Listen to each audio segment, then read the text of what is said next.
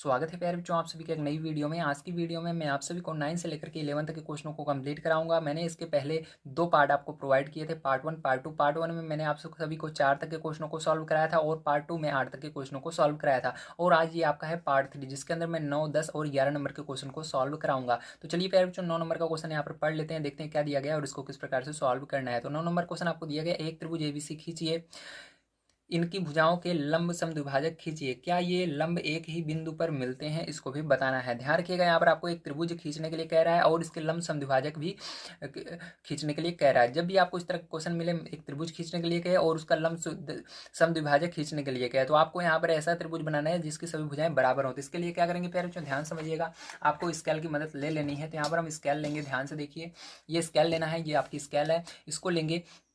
और ये क्वेश्चन आपका है क्वेश्चन नंबर 9। तो यहाँ पर आपको क्या लिखना है, क्वेश्चन नंबर 9 लिख देना है। ठीक है, तो यहाँ पर आंसर हम 9 लिखते हैं। तो ये आपका 9 नंबर क्वेश्चन है, तो यहाँ पर हमने 9 लिख दिया है। ठीक है, अब क्या करना है प्यारे बच्चों, यहाँ पर हमने स्केल लिया है। स्केल लेने के बाद क्या करना है, आपको ध्यान समझना है। ठीक है, थोड़ा सा हम बड़ा त्रिभुज बनाएंगे ताकि आपको दिखाई दे सके। तो देखिए, यहाँ पर मैं एक त्रिभुज बना रहा हूँ। ठीक है, तो यहाँ पर हम कितने सेंटीमीटर का बनाएंगे, 5 सेंटीमीटर का त्रिभुज बना लेते हैं। ठीक है, तो इतना 5 सेंटीमीटर हो रहा है, ये हो गया। ठीक है, अब यहाँ पर देखिए 5 सेंटीमीटर का मैंने त्रिभुज बनाया है और इसको नाम दे देते हैं हम ए और बी। क्या नाम देंगे, ए और बी नाम दे देते हैं। ठीक है, चलिए ए और बी नाम दे देते हैं। तो यहाँ पर इसको हमने दे दिया, ठीक है, बी और सी। चलिए इसको बी देते हैं, इसको सी देते हैं। ठीक, ऊपर वाले को हम ए नाम दे देंगे। अब देखिए इसके बाद क्या करना है प्यारे बच्चों, आपको गोला प्रकार लेना है अपना। और गोला प्रकार लेने के बाद क्या करना है, ध्यान से देखिए। अब इस गोले प्रकार को हमने बढ़िया तरीके से यहाँ पर सेट कर लिया है। ठीक है, सेट करने के बाद आपको क्या करना है, ध्यान से देखिएगा। तो जब आप इसको सेट कर लेते हैं, उसके बाद आपको इसके, ठीक है, एक स्केल को लेना है और इस पर 5 सेंटीमीटर माप लेना है। ठीक है, जैसे हमने यहाँ पर 5 सेंटीमीटर ये भुजा खींची, तो ये वाली भी 5 सेंटीमीटर होनी चाहिए। तो इस तरह से हम क्या करेंगे, इसको 5 सेंटीमीटर नाप लेंगे। तो ये देखिए, इसका 5 सेंटीमीटर मैंने नाप लिया है। अब इसके बाद क्या करेंगे, इसके बिंदु सी पर रख करके क्या करेंगे प्यारे बच्चों, एक चाप लगाएंगे इस तरह से। ठीक है, और इसी तरह से क्या करेंगे, बिंदु बी पर पे रख करके एक चाप लगाएंगे। तो चाप लगा दिया। अब क्या करना है, इसी जहाँ पर ये काट रहा है, ठीक है, ये कटान बिंदु जो इसका है, इसको दोनों भुजाओं से मिला देना है, बी और सी से। तो इसको बी से मैंने मिला दिया और इसको सी से मैंने मिला दिया। ठीक है, ये इस तरह से। अब देखिए ध्यान समझिएगा, अब यहाँ पर इसको क्या नाम दे देना है, ए दे देना है। तो ये आपका त्रिभुज बन गया ए बी सी। अब क्या करना है, इसके आगे अब ये पढ़ लेते हैं हम। तो हमको सबसे पहले त्रिभुज ए बी सी बनाना था, तो हमने त्रिभुज ए बी सी बना लिया है, खींच लिया है। इसकी भुजाओं के लंब समद्विभाजक खींचे। तब इसके लंब समद्विभाजक खींचना है, तो ध्यान से देखिएगा कैसे खींचा जाता है। तो इसके लिए पैर जो क्या करते हैं, ठीक है, आपको क्या करना है, इसकी भुजाओं के खींचने हैं। ठीक है, तो भुजा कौन सी है, इसके अंदर 3 भुजाएं हैं, ए बी, बी सी और ए सी, ये है। तो सबसे पहले हम क्या करेंगे, यहाँ पर हम किसी भी भुजा को ले लेंगे। तो यहाँ पर सबसे पहले हम ले लेते हैं बी सी को। ठीक, तो बी पर पहले रख करके और सी पर रख करके चाप लगा देना है आपको। तो इस तरह से हम चाप लगा देंगे। तो थोड़ा सा ये बड़ा होना चाहिए आपका, ठीक है, गोला प्रकार। तो देखिए इस तरह से, तो इतना बड़ा मैंने कर लिया। अब इसके बाद चाप लगा देना है आपको। तो यहाँ पर मैंने चाप लगाया, ठीक है, और इस तरह से सी पर रख करके भी चाप लगा देना है। तो यहाँ पर चाप लगा दिया। तो ये जो कटान बिंदु है, इसी को क्या करना है आपको, यहीं से आपको इस भुजा पर लंब डाल देना है। यही क्या होगा, इसका समद्विभाजक होगा इस भुजा का। ठीक है, तो ये हो गया। अब इसी तरह से आपने देखिए कहाँ पर किया, BC को समद्विभाजित कर दिया। अब इसी तरह से आपको AC को करना है। तो इसी सेम जितना इसकी दूरी ली है, इसको बढ़ाना घटाना नहीं है। ठीक है, गोला प्रकार पर। और इसी से क्या करना है, अब A पर रख करके और C पर रख करके चाप लगा देना है। ठीक, इस तरह से। तो यहाँ पर A पर रख करके हमने क्या किया, चाप लगा दिया और सी पर भी रख के हमने चाप लगा दिया। तो इसका एक कटान बिंदु इसके अंदर भी आपको मिला है। तो इस कटान बिंदु को क्या करना है प्यारे बच्चों, आपको इस तरह से मिला देना है। ठीक है, तो ध्यान रखिएगा, इस तरह से आपको इस भुजा पर इसको मिला देना है बढ़िया तरीके से।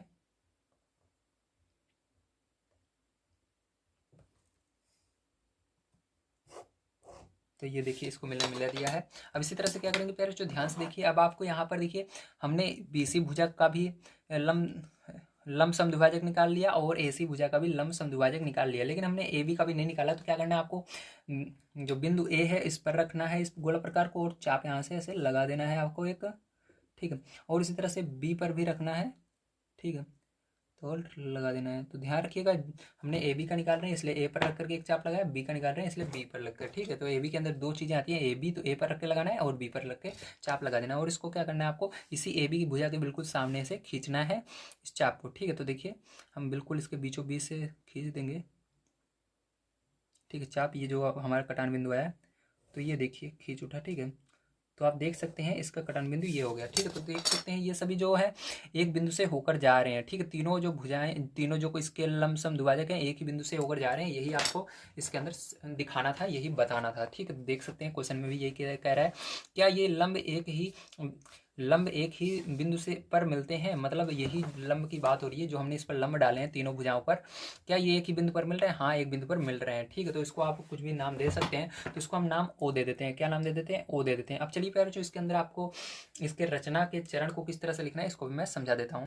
तो देखिए प्यारे जो इसके अंदर थोड़ा सा आपको इसके अंदर भी मान लेना है, ठीक है। तो ये देखिए इसको हम जहाँ पर ये काट रहा है, ठीक है, इसको क्या मान लेते हैं हम? टी मान लेते हैं, ठीक है, और इसको यू मान लेते हैं। इसी तरह से ये जो काट रहा है इसको क्या मान लेंगे? यहाँ पर पी मानेंगे, इसको क्यू मानेंगे, ठीक है। इसी तरह से इसको भी हम मान लेंगे, आर मानेंगे, यस मानेंगे, ठीक है। तो यस इस तरह से आपको मान लेना है, यस, और इसको आर, इसको टी, इसको यू, इसको पी, इसको क्यू, आप कुछ भी मान सकते हो, ठीक है। आप ए बी सी डी तक लिखे हो तो आगे मान सकते हो, ए बी सी तक लिखे हो इसको डी मान लीजिए, कुछ भी मान सकते हो। तो हमने इस तरह से मान लिया इसको, ठीक है। अब देखिए ध्यान समझिएगा, यहाँ पर हम लिखेंगे सर्वप्रथम एक त्रिभुज ए बी सी बनाया। तो सबसे पहले हमने क्या किया? एक त्रिभुज ए बी सी बनाया, फिर उसके बाद दूसरा नंबर, फिर इसकी भुजाओं ए बी और बी सी तथा सी ए के लंब आर्धक क्रमशः है, मतलब हमको इसको लिखना जरूरी है, इसको नाम रखना जरूरी है, क्योंकि हमको पता लग कैसे चलेगा कि हमने इसके लंब आर्धक क्या क्या खींचे हैं, ठीक। तो लंबार्धक हमने क्या खींचा? ए बी का हमने खींचा पी क्यू। तो ए बी किधर देखिए, ए बी, ये रहा ए बी। ए बी का हमने क्या खींचा? इस वाली पर, इस वाली लाइन को जो काट रही है वो क्या है? P Q. तो ए बी का हमने क्या खींचा? पी क्यू खींचा। इसी तरह से बी सी का क्या खींचा? तो बी सी। बी सी को कौन सी लाइन काट रही है? ये वाली काट रही है, आर एस। तो आर एस आपने खींचा। इसी तरह से ए सी का आपने क्या खींचा? ए सी का कौन सी लाइन काट रही है? ये वाली टी यू वाली काट रही है, या यू टी, कुछ भी आप कह सकते हो। तो टी यू लिखोगे आप, तो टी यू खींचा। जो एक दूसरे को क्रमशः बिंदु ओ पर काटते हैं, कहाँ पर काट रहे हैं ये एक दूसरे को, कहाँ पर मिल रहे हैं जाकर के? ओ पर मिल रहे हैं। इस तरह से आपको लिख देना है, ठीक है। तो उम्मीद है आपसे को समझ में आया होगा किस तरह से आपको 9 नंबर क्वेश्चन करना था। तो चलिए पेरेंट्स अब देखते हैं हम अपना 10 नंबर का क्वेश्चन क्या दिया गया और इसको किस प्रकार से सॉल्व करना है। 10 नंबर क्वेश्चन बहुत इंपॉर्टेंट है, इसको बड़े ध्यान से समझने की कोशिश कीजिएगा। दिया गया है आपको पटरी और प्रकार की सहायता से 210 अंश के कोण की रचना कीजिए। तो आपको 210 अंश के कोण की रचना करनी है। तो संकेत में आपको दिया गया है 210 बराबर 180 अंश प्लस 1/2 गुणे 60 अंश। तो इसको आप नहीं समझ पाएंगे कैसे है, लेकिन मैं आपको समझाने जा रहा हूँ, इसको छोड़िए। आपको 210 अंश का कोण किस तरह से बनाना है इसको समझने की बढ़िया तरीके से कोशिश करना है, ठीक है। अब चलिए देखते हैं यहाँ पर प्यारे बच्चों हम। तो देखिए इसके लिए आपको प्यारे बच्चों क्या करना है? सबसे पहले स्केल लेना है, ठीक है। आपने स्केल लिया, ये आपका क्वेश्चन नंबर 10 है, तो 10 यहाँ पर डाल लेते हैं हम। अब यहाँ पर स्केल लिया पैर बच्चों हमने, और उसके बाद क्या करना है आपको ध्यान से देखिए, एक आपको यहाँ पर सबसे पहले लाइन खींच लेनी है, ठीक है। तो लाइन खींचेंगे यहाँ पर हम छोटी सी, तो इस तरह से हमने लाइन खींच ली, ठीक है। अब देखिए लाइन, इसी लाइन की मदद से क्या करेंगे हम? यहाँ पर 210 अंश का कोण बनाएंगे। कितना बनाना है आपको? 210 अंश का कोण बनाना है। कितने अंश का? 210 अंश का कोण, ठीक है। ध्यान रखिएगा, 210 अंश का कोण बनाना है आपको, ठीक है, ध्यान रखिएगा। अब देखिए इसके लिए क्या करेंगे हम? गोला प्रकार लेंगे। तो गोला प्रकार लेने के बाद ध्यान रखना है आपको, जो इसका स्टार्टिंग पॉइंट है, कहाँ से हमने इस लाइन को, जो एकदम आगे इसका ठीक है, लाइन का बिल्कुल आगे वाला सिरा है, इस पर रखना है इस गोले प्रकार को। आप इस गोले प्रकार को अपने हिसाब से एडजस्ट कर लीजिएगा, जितना बड़ा आपका पेज है, ठीक है। तो इस हिसाब से आप एडजस्ट कर लीजिए, तो मैं इतना कर रहा हूँ। अब इसके बाद क्या करना है आपको? ध्यान से देखिए, इतना कर लेते हैं। तो देखिए इसके बाद क्या करना है प्यारे, ध्यान से समझिएगा आप, ठीक है। अब इतना करने के बाद आपको यहाँ पर एक गोला खींचना है। तो गोला पूरा नहीं खींचना है, आधा ही गोला खींचना है, ध्यान रखिएगा, ठीक है। देखिए मैं जैसे बना रहा हूँ इस तरह से ध्यान से देखिए। तो इस तरह से क्या करेंगे आप? एक गोला इसके अंदर खींच रहे हैं, वृत्त बना रहे हैं, ठीक है। ध्यान से देखिए, इस तरह से आप क्या करेंगे? इस बिंदु पर रख करके एक वृत्त बनाने की कोशिश करना है, जो कि इस लाइन को टच करना चाहिए, ठीक है। तो यहाँ पर टच कर दिया, बस इतना काफ़ी है, ठीक है। पूरा इसको आप वृत्त नहीं बनाएंगे, चाहो तो आप बना भी सकते हो, लेकिन इतना अगर मैं बनाकर आपको समझाऊंगा तो आपको ज़्यादा समझ में आएगा, इसलिए मैं पूरे को मैच नहीं कर रहा हूँ। देखिए ध्यान रखिएगा, जब आपने क्या किया, इसको एक वृत्त बनाया, ठीक है, वृत्त बना लिया ये। अब देखिए जब आप वृत्त बनाते हैं किसी लाइन पर, ठीक है, तो ये क्या होता है, इस लाइन को जो हमने पहले से खींचा है, इसको जब हम वृत्त बना रहे हैं, तो ये वृत्त वाली जो हमने अभी काली लाइन खींची, ये इस लाइन को, जो हमने लाल वाली लाइन है, इसको काट रही है, ठीक है। तो जहाँ पर ये काट रही है, यहाँ पर रख के क्या करना है आपको? एक चाप लगा देना है ऊपर की ओर इस काली लाइन पर। तो काली लाइन को कहाँ पर काट रही है ये? ध्यान से देखिए, काली लाइन को ये काट रही है यहाँ पर, ठीक है। तो ये देखिए ये चाप जो हमने लगाया काली लाइन को यहाँ पर काट रही है। ध्यान रखना यहाँ से यहाँ तक दूरी कितनी होती है? 60 अंश की होती है। जितनी बार हम आगे काटते जाएंगे 60 अंश आगे बढ़ता जाएगा। तो इतनी दूरी कितनी हुई? यहाँ से यहाँ तक 60 अंश। अब इसके आगे क्या करना है? इसी पर फिर से रखना है जहाँ पर ये काटा है, अब आगे चाप लगाना है। तो इतनी दूरी कितनी होगी? 60 अंश फिर से होगी। अब फिर से क्या करना है? इसको यहाँ पर रखना है और फिर से चाप लगाना है, फिर कितनी होगी? 60 अंश होगी। फिर से क्या करना है? इस पर रखना है, फिर से आपको आगे काट देना है। तो ये कितनी दूरी होगी? 60 अंश होगी। अब ध्यान से देखिए, तो देखिए इतनी दूरी कितनी हुई? 60, और ये 60, 60 और 60 जोड़ो कितना हो गया 120, 120 और 60 जोड़ो फिर से तो कितना हो जाएगा 180, 180 में आप फिर से 60 जोड़ दो तो कितना हो जाएगा आपका हो जाएगा 260, कितना हो जाएगा 260 हो जाएगा। ठीक है, सॉरी 260 नहीं, यहाँ पर 240 होगा, सॉरी। देखिए फिर से समझ लीजिए, जैसे यहाँ पर देखिए हमने क्या किया, इतनी दूरी कितनी है, इतनी 60 है, तो ये 60 आपने जो लिखा, उसके बाद इसके आगे ये दूरी कितनी है, ये भी 60 है। ठीक है, तो +60 फिर से प्लस लगाओगे, इतनी दूरी 60 हुई, ये वाली भी 60 हुई, अब इसके आगे वाली भी 60 है तो इसको 60 लिखा, प्लस लगाया, अब इसके आगे वाली भी 60 है। ठीक है, तो कितनी दूरी है 60 है, कितनी बार, एक बार, दो बार, तीन बार, चार बार, चार बार 60 लिखना है। सबको क्या कर लेना है, जोड़ लेना है। तो ये जो यहाँ तक कोण बन रहा है कितने अंश का बन रहा है, ये 240 अंश का बन रहा है। ठीक है, तो यहाँ पर ये छा का छा, छदुनी बारह, छत्रिक अठारह, छः चौको 24, 24 लिखिए, सब में जीरो है, जीरो लगा सकते हो आप। तो ये आपका 240 अंश का बन रहा है, लेकिन हमको 240 अंश नहीं 210 अंश ही चाहिए। ठीक है, कितना चाहिए 210 अंश चाहिए। ठीक है, 210 अंश का कोण बनाया, तो इसके लिए क्या करोगे आप, आपको ये तीनों तो रहने देना है, ये 60 अंश वाला कोण ये वाला भी रहने देना है, ये वाला भी रहने देना है। ठीक है, ध्यान रखिएगा, अगर हम इन तीनों को रहने दें तो हमारा कितना होगा 60। ठीक है, +60 +60 मतलब ये तीनों हमारे हैं, ये वाला कोण भी है, ये वाला भी है, ये वाला भी है। ठीक है, लेकिन इस लास्ट वाले कोण को हम 60 अंश को नहीं ले रहे हैं अभी, ध्यान रखिएगा, आपको समझना है बढ़िया तरीके से। तो कितना हो जाएगा, ये आप जोड़ोगे तो इसको 180 अंश हो जाएगा, कितना हो जाएगा 180 अंश हो रहा है। ठीक है, अगर हम जो ये लास्ट वाला कोण नहीं लिए 60, इसी का आधा कर दें, ठीक, ये लास्ट वाले का आधा कर दें तो कितना हो जाएगा बताइए जल्दी से, 30 अंश हो जाएगा। कितना हो जाएगा 30 अंश हो जाएगा, 60 का आधा, और 180 में 30 जोड़ देंगे तो कितना हो जाएगा बताइए 210 अंश हो जाएगा ना, तो हमारा 210 अंश का कोण आ जाएगा। तो इसी तरह से आप करेंगे।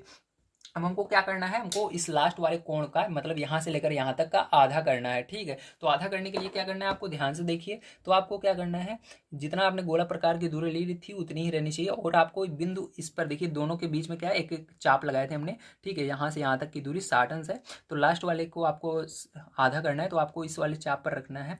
ठीक है, इसके दोनों चाप पर रख करके एक चाप ऊपर की ओर कहीं पर भी लगा देना है। तो देखिए इधर हम चाप लगाएंगे, ये देखिए एक चाप यहाँ पर लगा, और क्या करना है आपको, यहाँ पर दूसरे वाले चाप जो यहाँ पर काटा था उस पर रख करके क्या करेंगे, एक चाप और लगाएंगे। थोड़ा सा एक काम करते हैं और इसको बढ़ा लेते हैं इस चाप को, क्योंकि यहाँ पर ये टच नहीं हो रहा है दूसरे चाप को। तो देखिए यहाँ पर हमने रख करके क्या किया, एक चाप और लगा दिया। ठीक है, तो इसका एक कटान बिंदु मिल रहा है, आपको दिख रहा होगा ये मिल रहा है। ठीक है, दोनों चाप का कटान बिंदु, तो यही क्या करेगा, इसको 30 अंश में विभाजित करेगा। जब आप इस चाप पर रख करके और इस चाप पर रख करके चाप लगाते हैं तो ये इसको आधे आधे भागों में बांट देगा, मतलब 60 को आधे भागों में बांट देगा, 30 अंश का यहाँ पर बन जाएगा। ठीक, तो ये आपको मिला देना है इस तरह से। ठीक है, तो ये देखिए ये हो गया। ठीक है, तो यहाँ पर देखिए, यहाँ से लेकर यहाँ तक दूरी, मतलब यहाँ से पूरा लेकर के यहाँ से लेकर के यहाँ तक दूरी जो होगी प्यार, कितना होगी ये, यही होगी आपके 200 अंश का कोण बनेगा। कितने अंश का कोण बनेगा, 210 अंश का। मैंने बता दिया ये दूरी कितनी है 60 है, ये वाली दूरी कितनी है 60 है, ये वाली दूरी कितनी है 60 है। ठीक है, और इतनी दूरी कितनी है 30 है, क्योंकि यहाँ पर इतनी पूरी दूरी 60 हो रही है, लेकिन इसको हमने आधे भाग में विभाजित कर दिया, भाग दे दिया 2 से, तो 2 से भाग दिया तो कितना होता है 30 होता है, तो 30 अंश की हो गई ये। तो 30 अंश जोड़ेंगे इसके अंदर 180 में तो 210 अंश आएगा। आपको समझ में आया, वेरी गुड, तो ये आपका हो जाएगा। तो यही है 210 अंश का कोण। ठीक है, आपको समझ में आया होगा। चलिए अब देखते हैं इसके बाद हम अपना 11 नंबर का क्वेश्चन प्यारे बच्चों किस प्रकार से सॉल्व करेंगे।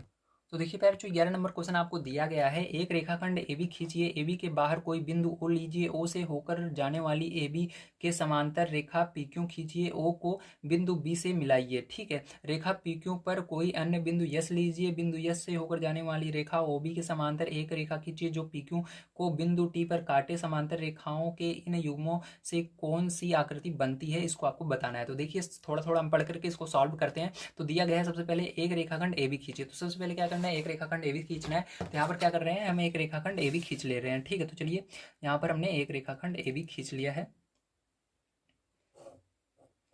ठीक है, तो इस तरह से आपको AB खींच लेना है। तो यहाँ पर A नाम दे दिया इसका, इसका B दे दिया। ठीक है, अब आगे पढ़ते हैं क्या कह रहा है। तो आगे प्यार जो कह रहा है AB के बाहर कोई बिंदु O लीजिए, तो इसके बाहर लेना है। तो इसके बाहर इधर कुछ भी ले सकते हो आप, नीचे भी ले सकते हो, ऊपर भी ले सकते हो, तो ज़्यादातर ऊपर ही लिया जाता है, ध्यान रखना कभी भी आपको लेने के लिए कहे। तो इसको हमने मान लिया O बिंदु हमने ले लिया है। ठीक है, चलिए हमने O बिंदु ले लिया बाहर AB के। अब इसके बाद देखिए क्या कह रहा है प्यार, जो O से होकर जाने वाली AB के समांतर रेखा PQ खींचिए। तो क्या करना है, O बिंदु से होकर, तो बिंदु O भले हमने यहाँ पर लिखा, लेकिन बिंदु उसका कहाँ पर माना है, यहाँ पर माना है। तो इस बिंदु से होकर जाने वाली एक रेखा क्या करनी है आपको, PQ लेनी है। इसके समांतर होनी चाहिए, मतलब इसके बिल्कुल सिद्ध में होनी चाहिए, जैसे ये है बिल्कुल इसी तरह से होनी चाहिए, टेढ़ी मेढ़ी नहीं होनी चाहिए, बिल्कुल इसी तरह से होनी चाहिए।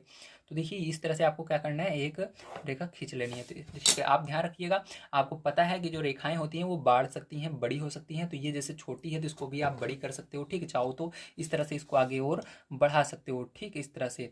और पैर जो इसको भी इधर बढ़ा सकते हो, ठीक है। इसके अंदर कोई भी समस्या आपको नहीं होनी चाहिए, ठीक है, ध्यान रखिएगा। अब ये देखिए इसके बिल्कुल समांतर है, ठीक है। ये देखिए हमने इसको थोड़ा सा और बढ़ा लिया इस तरह से। आपको पता है इस रेखा को आप जितना आप चाहो बड़ा कर सकते हो। तो इसको क्या नाम दे देना है, पी क्यू नाम दे देना है। तो इसको पी नाम दे दिया पैरचो, इसको क्यू नाम दे दिया, ठीक है। समझ गए आप सभी, वेरी गुड। अब देखिए पैरचो क्या करना है आपको, ध्यान समझिएगा। इसके आगे हम पढ़ लेते हैं क्वेश्चन को। ओ को बिंदु बी से मिलाइए। अब क्या करना है, ओ को बिंदु बी से मिला देना है आपको। तो यहाँ पर ओ ये है और बी ये है, तो इसको क्या करना है, बी से मिला देना है। तो चलिए एक काम करते हैं, इस रेखा को सच में खींच लेते हैं हम, पूरा इसके बराबर ही कर लेते हैं ताकि आपको बढ़िया तरीके से समझा दें, नहीं तो आपको शायद तक समझ में ना आए, तो है ना। तो देखिए यहाँ पर हमने क्या किया, इसको इसके बराबर कर लिया है, जितनी बड़ी ये थी, ठीक है। समझ गए आप सभी। अब क्या किया हमने, यहाँ पर हमने ओ को बी से मिला दिया, ठीक है। तो चलिए ओ को बी से मिला लेते हैं पैरचो। तो यहाँ पर बी बिंदु है आपका, तो ओ को बी से हमने मिला दिया, ठीक, इस तरह से ये हो गया। चलिए अब ध्यान समझिएगा, इसके आगे क्या कह रहा है, ओ कहाँ पर है, मिलाई, हाँ, ओ को बिंदु बी से मिलाइए, रेखा पी क्यू पर कोई अन्य बिंदु यस लीजिए। आपको क्या करना है, रेखा पी क्यू पर, ठीक है, रेखा पी क्यू पर कोई बिंदु यस लेना है। लेकिन यहाँ पर ये गलत है, यहाँ पर पी क्यू नहीं रहेगा प्यारे बच्चों, ध्यान रखिएगा। यहाँ पर आपका ए बी रहेगा, ठीक है। यहाँ पर रेखा ए बी रहेगी, ध्यान रखिएगा। ये पी क्यू गलत है, यहाँ पर ए बी रहेगा, ठीक है। तो ए बी पर क्या करना है आपको, बिंदु यस लेना है। तो यहाँ पर ए बी ये रहा और इस पर एक बिंदु और लेना है यस। तो यहाँ पर हम क्या करते हैं, यस बिंदु ले लेते हैं, ठीक है। तो ये यस बिंदु हमने इसको ले लिया है, ठीक है, ध्यान से देखिएगा। अब इसके बाद पैर आगे समझिए। अब इस पर हमने ए बी पर यस बिंदु ले लिया। अब कह रहा है बिंदु यस से होकर जाने वाली रेखा ए ओ बी के समांतर, ठीक है। बिंदु यस से होकर जाने वाली रेखा, तो देखो बिंदु यस से होकर जाने वाली रेखा कौन सी है, ये ओ बी के समांतर, ठीक है। बिंदु यस से होकर एक रेखा आपको बनानी है जो ओ बी के समांतर हो, ठीक, समझ रहे हो नहीं। आपको क्या करना है, इसी तरह से एक रेखा और खींचनी चाहिए जो कि इसके समांतर हो, बिल्कुल इसी तरह से हो, इसी तरह से जाए, ठीक है। ओ बी के समांतर एक रेखा खींचिए जो पी क्यू को टी बिंदु पर काटे और वो कहाँ पर जाकर मिले, टी बिंदु पर मिले। तो यहाँ पर मान लीजिए हमने टी बिंदु मान लिया है इधर, ठीक है। और इसी तरह से होनी चाहिए जैसे ये तिरछी है, ठीक है। यहाँ पर ऐसे तिरछी है ना, तो इस तरह से तिरछी लाइन क्या करना है आपको, इस तरह से खींचना है, ठीक है, थोड़ा सा। तो इस तरह से हमने क्या किया, इसको खींच लिया है, ठीक है। ये देखो, अब देखिए ध्यान समझिएगा,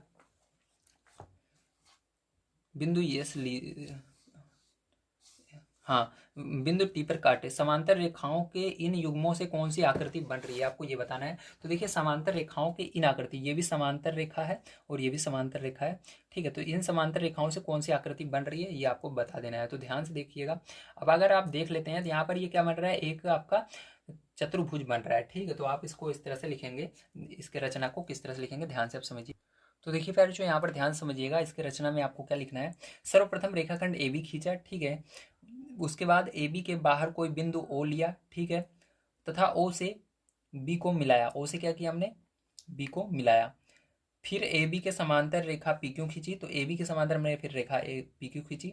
रेखाखंड ए बी पर बिंदु यस लिया, ठीक है, और पी पी क्यू पर टी बिंदु लिया। इसको हमने क्या माना, टी बिंदु मानना है, ठीक है। तो टी बिंदु लिया, यस टी को मिलाया, यस टी को हमने मिला दिया, यस टी को मिलाया जो ओ बी के समांतर रेखा है। यस टी किसके समांतर है, ओ बी के समांतर है। इस प्रकार आकृति यस बी ओ टी एक समांतर चतुर्भुज बनती है। तो आपसे पूछा जा रहा था कौन सी आकृति बन रही है, तो समांतर चतुर्भुज की आकृति बन रही है, ठीक, इस तरह से आपको लिख देना है। तो प्यार जो यहाँ पर हमारा जो ये दक्षता अभ्यास 4 है ये पूरा समाप्त होता है, ठीक है। आपको समझ में आ गया होगा किस तरह से इसको सॉल्व करना था। कल की वीडियो में मैं आप सभी को इसके आगे इकाई 5 पढ़ाऊंगा, ठीक है। आप जरूर प्रेजेंट होइएगा। अगर आपको वीडियो अच्छा लग रहा हो तो प्लीज़ आप चैनल को सब्सक्राइब कर सकते हैं। यहाँ पर मैं डेली आप सभी को क्लास 6 से लेकर के 12 तक के मैथ के सॉल्यूशन प्रोवाइड कर रहा हूँ।